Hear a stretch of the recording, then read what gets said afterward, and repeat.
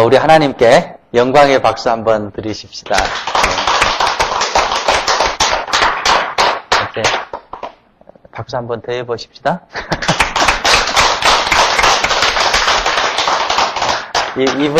이번 박수로는요, 우리 스스로를 위한 박수입니다. 저는 그런 생각이 드네요.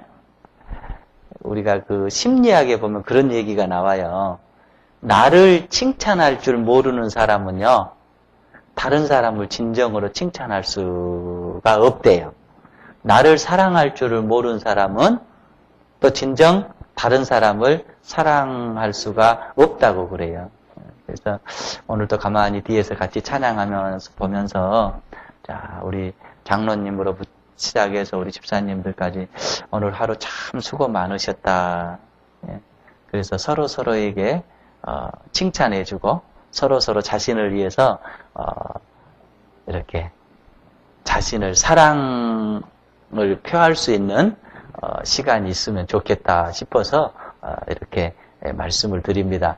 바라기는 우리가 은혜를 많이 받고요. 우리가 얼마나 하나님께서 사랑하시는 존재인지 깨닫고 우리 자신들이 늘 자신을 사랑하면서 살아가는 게 좋겠습니다. 또 찬양 드리면서요, 잠깐 기적이 일어났어요. 제가 뒤에서 봤어요. 무슨 얘기인가 하면 이상하게 듣지 마시고요. 우리 서집사님이 처음처럼 찬양하실 때 박수를 안 치시는데 박수를 치시면서 찬양 잠깐 하셨어요. 우리 이 집사님도 제가 아직 박수 친 데를 못 봤는데 잠깐 박수를 치시면서 찬양하시고, 우리 최 집사님도 제가 박수를 친 데를 아직 못 봤는데 잠깐 이렇게 하셨어요. 그런데 그 타임이 세 분이 딱 똑같았어요. 그래서 이게 기적이다. 근데 그 기적이 날마다 계속 일어났으면은 참 좋겠습니다. 우리가 그러잖아요. 남이 이렇게 얘기를 할 때, 그렇죠. 사람 나하고 다른 생각이라고 할지라도, 그렇게 생각할 수도 있겠네요. 이렇게 맞춰주면은 말한 사람이 어째요? 기분이 좋죠. 흥이 나잖아요. 근데 에이, 그 말도 안 돼. 이래보면 안 되잖아요. 그러니까 앞에서 우리 집사님들이 찬양을 연습하고 또 준비해서 이렇게 할 때, 우리가 같이 은혜 받으면서 또 같이 이렇게 아멘으로 화답하면 앞에서 하신 분도 더 힘이 나고 은혜를 받고 또 하나님이 보시기에 더 아름답고 또 귀한 모임이 되고 그러지 않겠어요? 그리고 이제 또 우리가 하나님의 말씀을 들을 때도 부족한 목사라고 할지라도 또 서령 말씀이 미숙하게 전달되어지는 내용이라고 할지라도 아멘 믿고 하면 한 사람도 힘이 나고 또 듣는 분들도 힘이 나고 그러질 않겠어요? 늘 우리가 이 세상에서 교회에 오면 그죠? 여기가 천국이다. 교회에 오면 여기서 우리가 하나님의 사랑을 체험한다. 서로가 위로해주고 서로가 격려해주고 서로가 도와주고 서로가 부족할 때 감싸주고 이런 모습으로 우리 교회가 정말로 이 땅에 많은 교회들이 있지만 그런 아름다움을 진실로 실천하는 또 그렇게 해서 진짜 연합교회 가면 정말 그 하나님의 사랑이 있는 것 같아.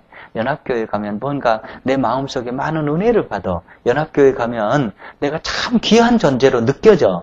이런 것들을 우리가 느끼면서 우리 스스로가 그렇게 살아갈 수 있으면 좋겠고요. 또 다른 사람들이 이렇게 들어왔을 때 우리가 늘 그런 영적 분위기를 가지고 살아가면 그 사람들에게도 그런 분위기가 전달되어지지 않겠습니까? 이것이 곧 하나님의 나라가 이 땅에 이루어지는 길입니다. 우리 모두 하나님의 은혜로 충만한 삶을 살고요. 또 우리 교회 공동체를 통해서 또 우리 삶들을 통해서 그런 아름다움들이 많이 증거되어지고 전파될 수 있으면 참 좋겠습니다.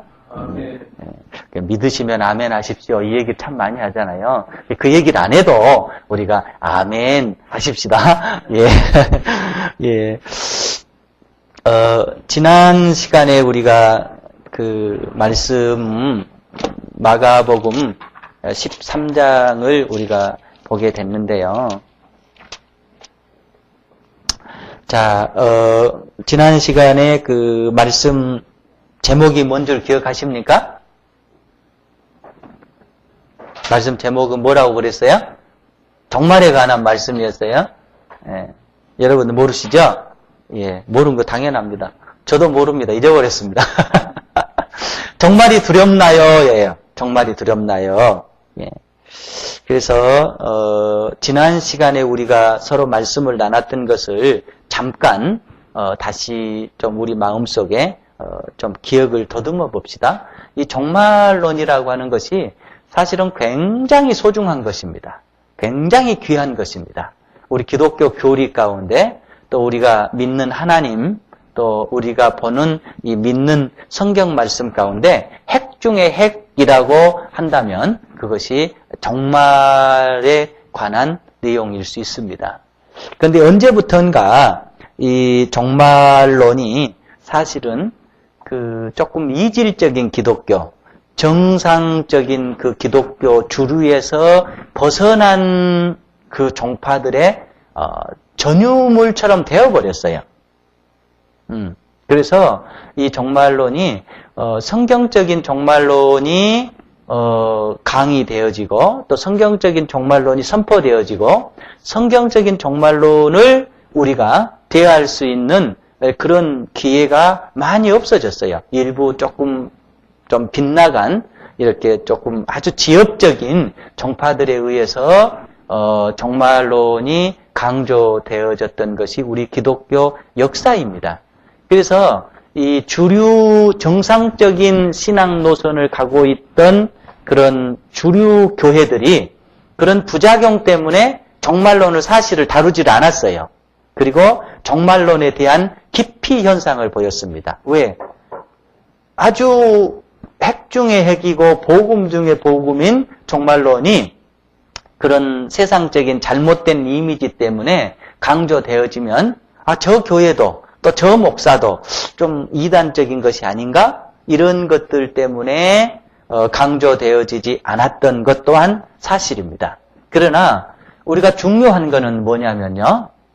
다른 것들의 부작용이 설령 있었다라고 할지라도 복음의 핵이라고 한다면 복음의 중심이라고 한다면 우리는 그것을 다시 제 이치로 돌려서 강조를 해야 돼요. 제 이치로 돌려서 그것을 우리가 다시 배울 수 있고 다시 들을 수 있고 그런 기회가 있어야 되는 것입니다. 자, 우리가 이 정말론을 대할 때 정말론은 정말로 아름다운 겁니다. 우리가 이제 가야 될 하나님의 나라에 대한 것을 말씀하고 있고 우리가 지금 이 땅에서는 경험할 수 없는 4차원의 영적 세계에 관한 것을 가르쳐 주고 있습니다. 그래서 우리가 정말을 대할 때 두려운 생각보다는 기쁨이 있어야 되고요. 또 두려움에서 오는 낙심보다는 소망이 있어야 되고요. 또 그것으로 말미암아서 우리가 속박을 당하는 것이 아니라 자유를 느끼는 그런 삶이 있어야 되는 것입니다.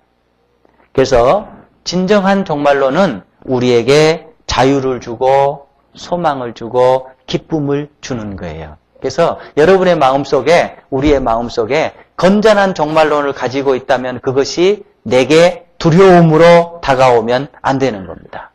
기쁨으로 다가와야 되고요. 그 하나님의 종말을 생각하면서 나에게도 소망이 있구나 이러면서 소망으로 다가와야 되고요. 내가 지금은 이 땅에서 참 속박된 삶이고 100%의 자유의 삶을 살지를 못하지만 하나님의 나라가 임할 때 나는 정말로 죄악 벗은 영혼이 자유함을 누리면서 살듯이 자유하는 삶을 살겠구나 하면서 그 나라를 사모하며 살아가야 될 줄로 믿습니다. 이제 13장 1절 우리 같이 한번 읽어 보십시다. 같이 읽으십시다. 예수께서 성전에서 나가실 때에 제자 중 하나가 이르되 선생님이여 보소서 이 돌들이 어떠하며 이 건물들이 어떠하니까. 예수께서 이르시되 내가 이 큰 건물들을 보느냐 돌 하나도 돌 위에 남지 않고 다 무너뜨려지리라 하시니라. 지금 지난 시간에 내용을 조금 더 반복하겠습니다. 이제까지는 지금 예수님께서 성전에 계셨죠. 그런데 성전을 나오시면서 제자들과 얘기를 하는 거예요. 그래 제자들이 묻습니다. 주님, 여기 이 건물의 돌들이 어떻게 되며 이 건물이 어떻게 되겠습니까? 이 건물이 어디예요? 예루살렘 성전입니다. 헤롯 대왕이 지었던 예루살렘 성전입니다. 그런데 예수님께서 이르시되 내가 이 건물들을 보느냐? 돌 하나도 돌 위에 남지 않고 다 무너뜨려지리라. 한마디로 얘기하면 이 성전이 무너질 것이다. 이 성전이 멸망할 것이다. 예, 그렇게 얘기를 하고 있습니다. 자, 한번 우리가 보십시다. 여기에서 중요한 거는 뭐냐면 예수님께서 성전을 나가셨다라고 하는 것이 굉장히 중요한 의미가 있는 거예요. 지금 마가는 이걸 지금 우리에게 굉장히 강조를 하고 있는 거예요. 자, 예수님께서 성전 나오심이에요. 그리고 나서 뭘 얘기해 버리는 것이죠? 성전의 멸망을 얘기하고 있잖아요. 성전의 멸망입니다. 성전 멸망입니다. 자, 지난 시간에 제가 그 두 부류를 말씀을 드렸습니다. 예수님께서 성전을 나오시고 나서 성전 멸망에 대해서 말씀을 하셨어요. 자, 이거는 지금 이제 보통 그렇게 정통적인 신학자들은 해석을 하는데 어떻게 해석을 하느냐? 자, 하나는 물리적 해석을 합니다. 이건 어떻게 해석을 하냐면은 보이는 성전이 무너질 거라는 거예요. 예, 예루살렘 성전이 무너질 거라는 거예요. 그런데 실제적으로 지금 예수님께서 이때쯤이면은 AD 몇 년쯤 되겠죠? 예, 3년. 예. 예수님 30이시고 3년간 공생애 하시고 십자가를 지셨으니까 지금 이 시기는 십자가를 정확히 지시기 한 일주일 전이에요. 그러니까 AD 한 33년쯤 되겠죠? 예, 그러니까 AD 한 3년 이렇게 넣고요. 그런데 이 성전이 언제 멸망을 하냐면은 AD 70년에 진짜로 로마군에서 완전히 멸망을 해버립니다. 그리고 유대인들이 다 흩어져 버려요. 유대인들 다 내쫓아 버렸어요. 예. 그래서 이제 이게 멸망을 AD 몇 년에 하냐면 70년에 멸망을 해버려요. 그러니까 성서학자들은 특별히 마가복음의 권위가 있는 성서학자들은 이 내용을 주로 두 가지로 해석을 하는데 하나는 뭐냐면은 물리적인 해석입니다. 예. 얼마 되지 않아서 이 성전이 멸망을 할 것이다. 예. 실제적으로 멸망을 할 것이다 라는 의미가 하나 있고 그 다음에 이거를 이제 복음적으로 해석을 합니다. 복음적으로 해석을 한 게 뭐냐면은 자, 왜 성전이 멸망을 해요? 예수님께서 떠나시니까 멸망을 한다는 의미예요. 예수님께서 떠나시니까. 그러니까 이 말은요, 우리가 신앙생활을 한다고 할지라도 예수님께서 내 심령에서 떠나면 내 생명은 뭐라라는 거예요? 죽음이라는 거예요. 예, 죽음이라고 하는 거예요. 그러니까 우리가 이 대목에서 늘 우리 자신들을 점검하면서 예수님께서 내 심중에 계시는가? 그죠? 예수님께서 나를 다스리시는가? 예수님께서 내 삶을 주관하시는가? 그리고 나는 예수님의 온전한 지배를 받으며 사는가를 체크하고 점검해야 될 줄로 믿습니다. 자, 그래서 이제 복음적으로 보면은 예수님께서 성전을 나오시니까 멸망한 거예요. 그러면 이 성전의 멸망은 또 다른 성전 또는 성전 시대가 온다라는 의미입니다. 새로운 성전, 새로운 시대가 온다라고 하는 거예요. 이것을 요한복음은 뭐라고 그랬어요?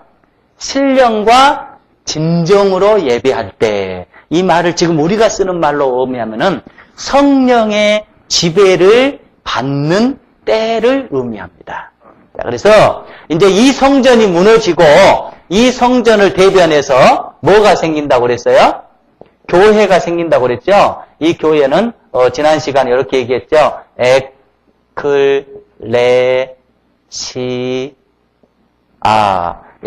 요거는 에크라고 요거는 그래서 요거는 S 발음이거든요. 요거는 A 발음 나거든요. 근데 이게 무슨 뜻이라고 그랬어요? 빼낸 무리들의 모임이라고 그랬죠? 그러니까, 교회가 이제는 건물이 아니고 뭐가 모임이라 그 교회라는 거예요? 예수님이 말씀하시는 사람들의 공동체. 예. 사람들의 공동체가 교회라는 거예요. 이제까지는 뭐가 교회였냐면은 보이는 건물이 교회였어요. 왜? 하나님은 거기 계신다라는 거예요. 그래서 이스라엘 백성들은 남자는 1년에 3번 의무적으로 어디를 갔어야 돼요? 예루살렘에 갔어야 돼요. 그리고 어디를 들어갔어야 돼요? 성전에 들어갔어야 돼요. 왜? 하나님이 거기 계시기 때문에. 그런데 그 성전 시대가 이제 끝나고 멸망을 하고 어떤 시대가 오느냐? 새로운 교회 에클레시아라고 하는 시대가 오게 되는데 이 에클레시아는 이제 건물이 아니라 뭐 하는 거예요? 예, 사람들의 무리라고 하는 거예요. 무리. 예.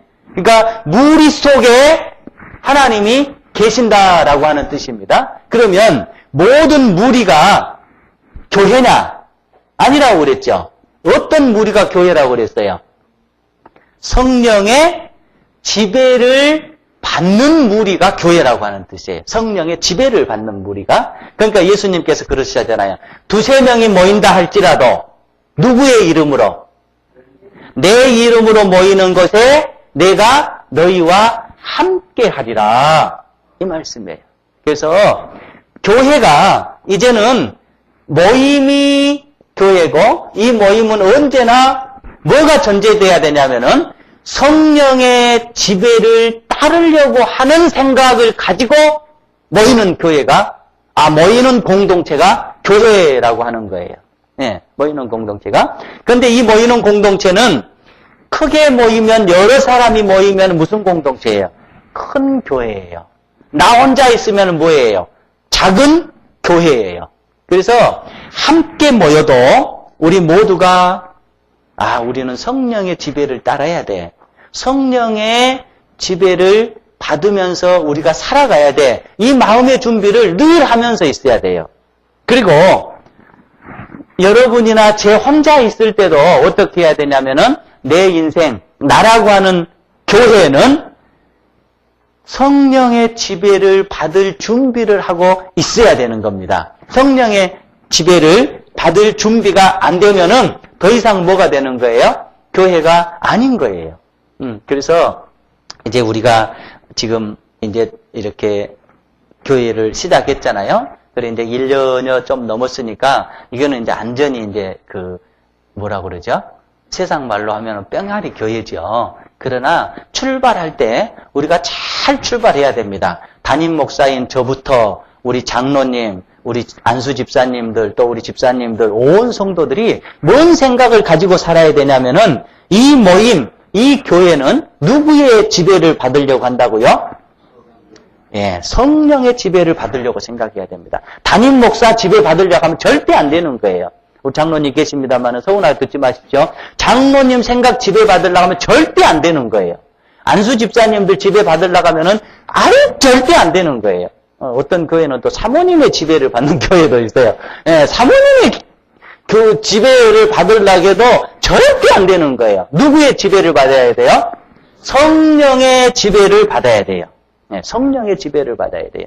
그래서 철저하게 우리 교회가 저부터 시작해서 저 밑에 주일학생까지 이 모임은 사람에 의해서 움직여지는 모임이 아니다. 사람에 의해서 움직여지는 조직체가 아니다. 하늘 아버지의 영에 의해서 움직여지는 조직체가 돼야 되고 그 조직체의 일원으로서 내 한 자신도 늘 성령의 지배를 받고 성령의 원하심을 따라서 살아갈 마음의 준비가 돼 있는 그런 성도들이 돼야 될 줄로 믿습니다. 지금 예수님께서 그걸 말씀을 하고 계시는 겁니다. 자, 그래서 이제 이 종말 때에 이런 현상들이 벌어진다라고 하는 거예요. 그러면 이제 예수님께서 이제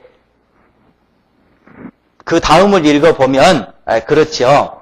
제자들이 물어요. 그런데 예수님 그런 일이 언제 일어나겠습니까?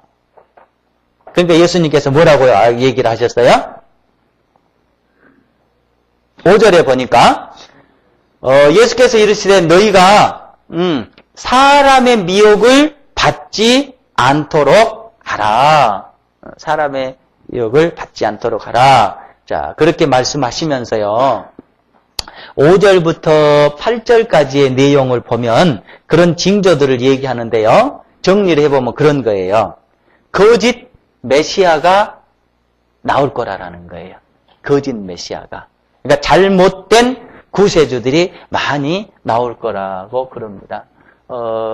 저희들이 신학교 다닐 때 그런 이제 이단 종교를 배우게 됐는데 그때 통계가 지금 통계는 제가 지금 모르겠어요. 그런 책 안 접해봐서 그때 통계가 우리나라에 예수님이 27명. 예. 그때가 90년도 바로 초반입니다. 예, 신학교 공부할 때. 그리고 하나님이 7명.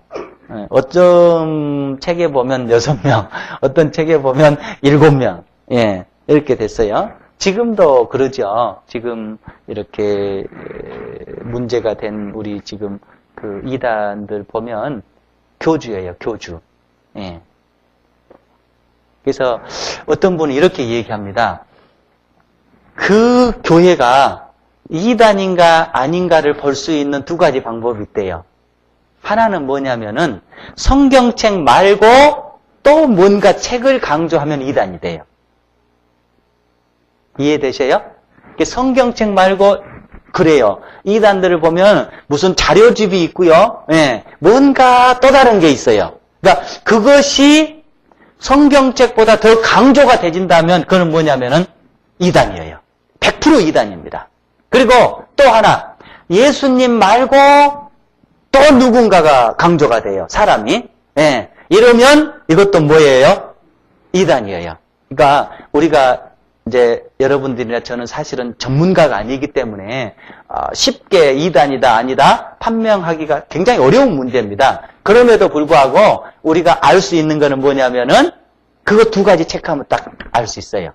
성경 말고 무슨 뭐 있는가? 그거 무슨 공부하는가? 이렇게 되면 있으면은 이단.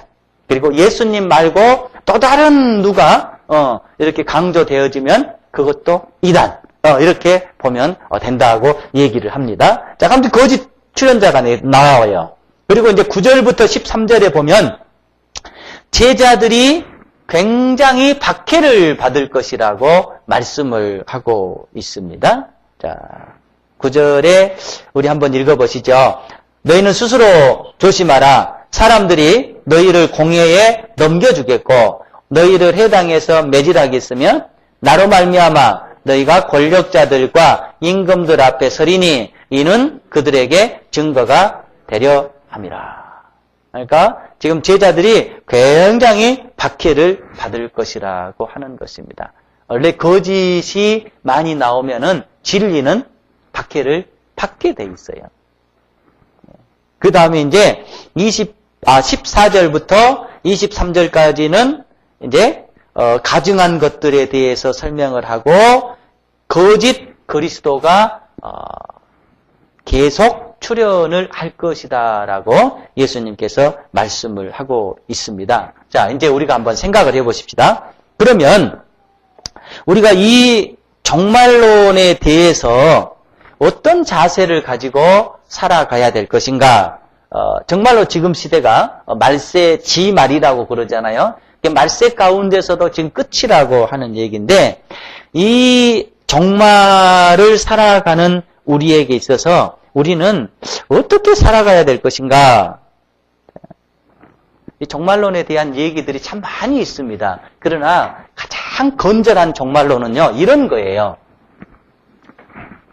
우리가 오늘 서로 이 종말론에 대한 원리를 좀 아심으로써요.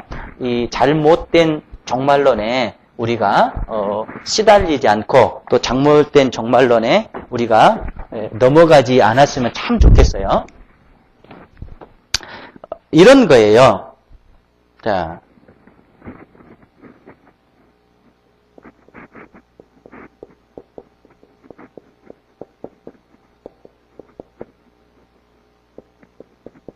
보이시죠? 한번 같이 우리 읽어보십시다. 시작된 종말론. 이게 무슨 얘기예요?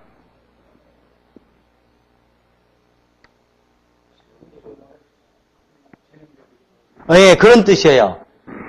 미래에 어떤 시간에 종말이 딱 온다라는 의미가 아니에요. 잘못된 모든 종말론이 그런 거예요. 미래에 어느 시간에 종말이 딱 온다. 그러니까 뭐 하자는 거예요? 예, 대비하자라고 하는 거예요. 한 10여 년 됐겠죠. 우리 사회에 큰 문제가 됐던 그 다미선교회. 예, 다미선교회가 다가올 미래를 준비하라. 그런 뜻이잖아요. 근데 다미선교회가 그때 뭐 10월 며칠인가? 예. 올 거니까 사업한 사람 사업 다 놔두고, 공부한 사람들 다 놔두고, 가정도 다 팽개치고 여기 모여서 하나님 찬양하고 정말 이렇게 맞이하자, 이런 거였잖아요. 그러니까 잘못된 종말론의 특징이 그거예요. 어느 한순간에 임할 것이다. 예. 그런데 건전한 종말론을 가르치는 모든 분들의 공통점이 뭐냐면은, 종말론은 어느 한순간에 다가올 종말론이 아니라 이미 종말이 시작됐다라는 뜻이에요. 이미 종말이. 그러니까 저와 여러분은 지금 종말 속에 살아가고 있는 거예요. 어느 순간에, 지금은 종말이 아니고 어느 순간에 확 종말이 와서 우리가 거기서 어떻게 뒤집어지기도 하고 어떻게 뭐 휴고되기도 하고, 이런 뜻이 아니라 이미 종말은 어땠다는 거예요? 시작된 거예요. 예. 그리고 어디를 향해 가느냐? 마지막 종말을 향해 가는 도상에 우리가 서 있는 거예요. 그러니까 오늘 우리가 지금 종말을 살아가고 있는 거예요. 그래서 어느 한순간에 종말이 오는 것이 아니라 여러분의 하루하루의 삶이 뭐라는 거예요? 종말인 거예요. 예. 여러분 하루 살아가는 삶이 종말이고 제가 하루 살아가는 삶이 종말입니다. 그래서 신학적으로 이런 얘기를 해요. 굉장히 중요한 얘기에서 제가 그대로 써볼게요.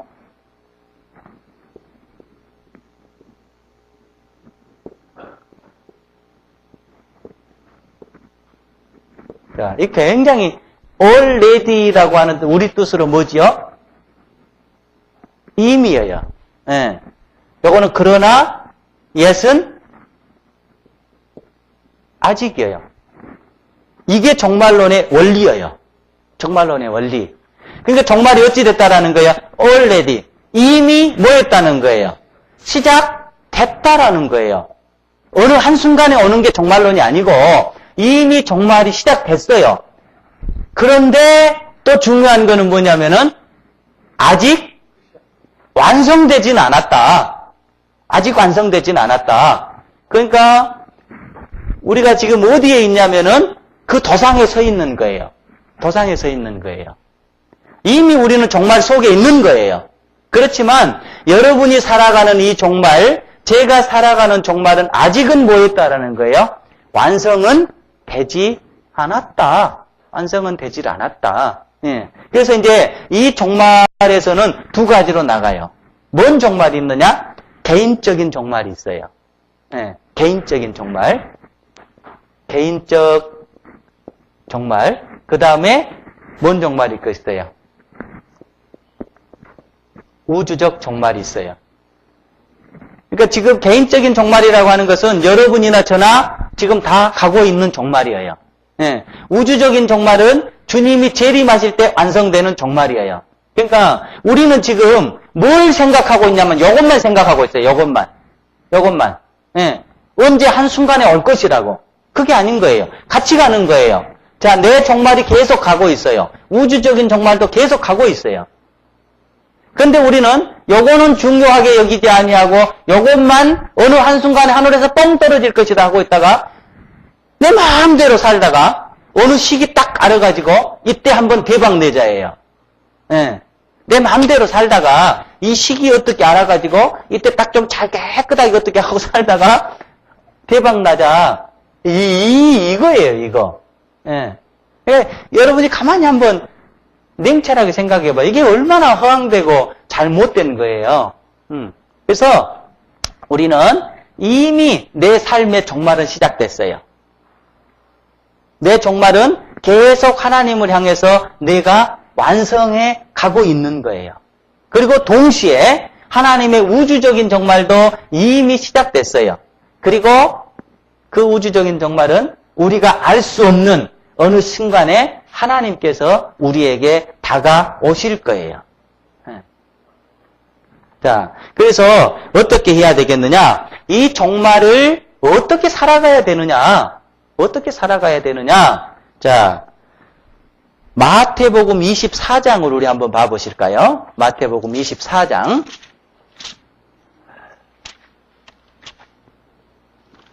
자, 여기도 종말에 대한 장이죠.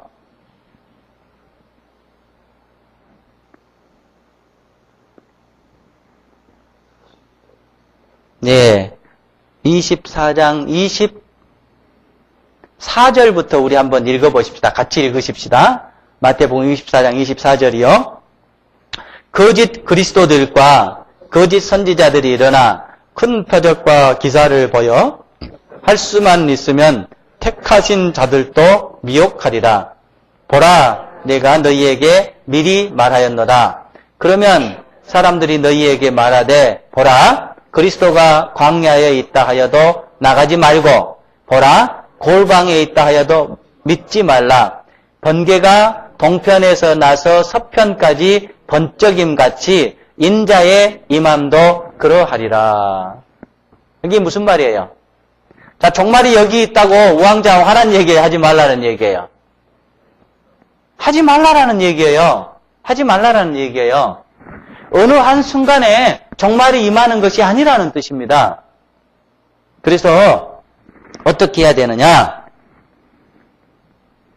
오늘말로 하면은요, 내가 하고 있는 일 열심히 하면 돼요. 예. 종말이 온다고 해서 우리가 그 일을 버려놓고, 그죠? 깨끗하게 목욕 제기하고 가서 어느 한 집단에 들어가서 찬양하면서 주 예수의 오시옵소서, 이게 종말을 맞이하는 태도가 아니라는 거예요. 예. 여기에만 종말이 있고 저기에는 종말이 없고 이게 아니라는 뜻이에요. 예. 믿는 모든 사람에게 공통적으로 모두에게 다 알게 보편적으로 우리가 살고 있는 이 땅에 주님이 임하실 거라고 하시는 말씀입니다. 그래서 종말을 두려워할 필요도 없고 그 종말에 특별하게 준비를 해야 될 필요도 사실은 없는 겁니다. 그 어느 책에 보니까 이렇게 얘기하더라고요. 그 굉장히 그 믿음이 있는 분이에요. 세계적인 분입니다. 그분이. 그런데 그분에게 물었어요. 인터뷰를 하면서. 목사님, 지금 그 레이크우드 처치의 그 조엘 오스틴 목사님 아시죠? 긍정의 힘이 했던 분. 그 아버지, 예, 목사님이 굉장히 그 우리나라는 그 빌리 그레함이 유명하죠. 예. 그런데 저 인도 쪽으로 가면 이분이 굉장히 유명하신 분이에요. 이분은 옆쪽을 별로 안 하고 저 인도 쪽으로 많이 선교를 하셨던 분인데 그분이 미국에서는 굉장히 유명하신 분, 돌아가신 분인데 그분에게 기자가 인터뷰를 했어요. 목사님, 어떻게 사는 것이 가장 성공적인 삶이라고 생각을 하십니까? 이렇게 물었어요. 그럼 여러분들에게 아마 누군가가 질문을 했다라고 한다면 어떤 답을 하시겠어요? 어떻게 사는 것이 가장 성공적인 삶일까요? 라고 물었어요. 뭘까요? 근데 그분은 아주 철학적인 얘기를 했어요. 뭐라고 얘기를 했냐면 이렇게 얘기를 했어요. 내일 내 인생의 끝이 올지라도 오늘 내가 하고 있는 일을 변함없이 할 수 있는 사람입니다. 그게 무슨 얘기예요?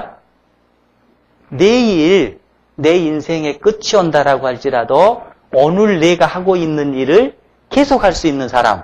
이 사람이 뭐한 사람이라고요? 예. 그러니까 자, 오늘 제가 직장 생활이에요. 그런데 내일 지구가 멸망한다요.